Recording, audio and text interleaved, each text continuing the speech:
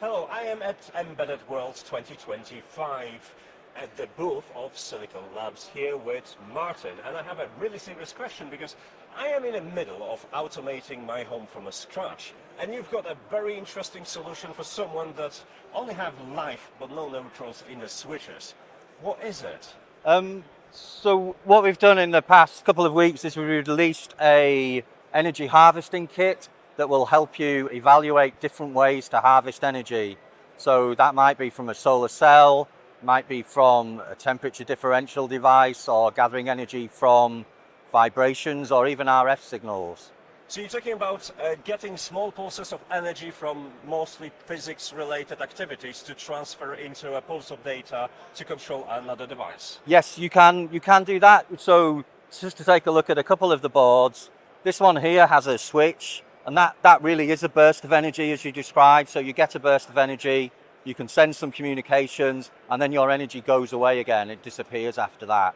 But it's not just about bursts of energy. On the other board that we have here as part of our kit, you can attach solar cells and all the types of devices I just described, and also capacitors or other devices to store your energy.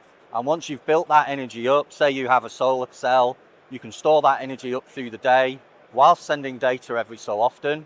And overnight, if you have enough data stored in your capacitor, it will discharge and continue to allow you to send your data. So really, this board allows you to attach many different kinds of devices and evaluate what's going to work best for your application. So basically the principle is to remove the battery from equation. Yep, so you might have a device in an area that's difficult to get to. You know, it might be high up, it might be on a pole somewhere, so you don't necessarily need the power, or you just want to take a good environmental stance and you don't want to be using and throwing away lots of disposable batteries. So mounting like a smart switches to turn your electricity like lights on and off, it's pretty annoying if you don't have a live and neutral, because that's how industry is kind of wired. So how many times I would have to press this to actually turn my lights on and off? Just once. Just once. And that's enough. And yeah, that's so enough. we're using Bluetooth and Zigbee to communicate? Yeah, so we're using Bluetooth and Zigbee to communicate. Bluetooth tends to work on a beacon, so it's just sending data out to anywhere that can receive it. And obviously you can then embed the data that you want in that beacon information. For the Zigbee process, the Zigbee specification actually has ways of accommodating these kind of devices in their Zigbee Green Power implementation. So usually for those, you do need to go through some security. So in the case of this switch, we might have to press this 5 or 6 times to have it get the keys to work in that Zigbee network.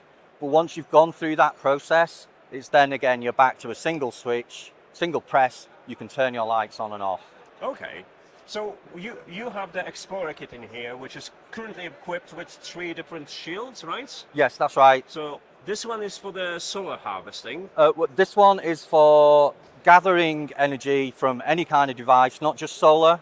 So as I say, it might be vibrations, things like that as well, and storing them perhaps in a capacitor.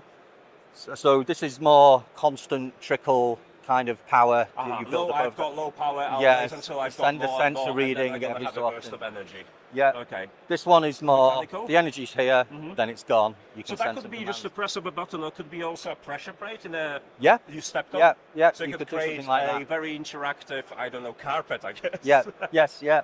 Or staircase. Yes. Yeah. And the last one, the battery power? So the one with the coin cell is not really so much about energy harvesting as to give you kind of a low power input because you're on a coin cell, but allow you to figure out what power you need. So you can create your application, figure out what the power requirements are of your application, and then move over to these boards to do it. And these boards are made possible. We've got EPs, power management IC in these, and that's what make these hang together.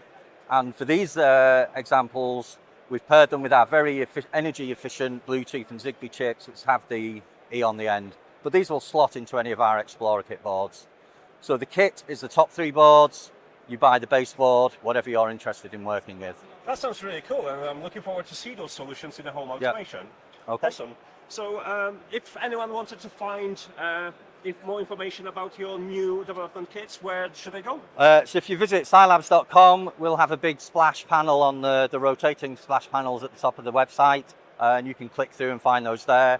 And we have examples and drivers for these built into our IDE, so it's really easy to put the example in the board, start playing, and take it from there. Awesome, thank you very much, guys. Okay, thank you. If you want some more information about the products shown below, just head to the description for the link. See you later. Thank you.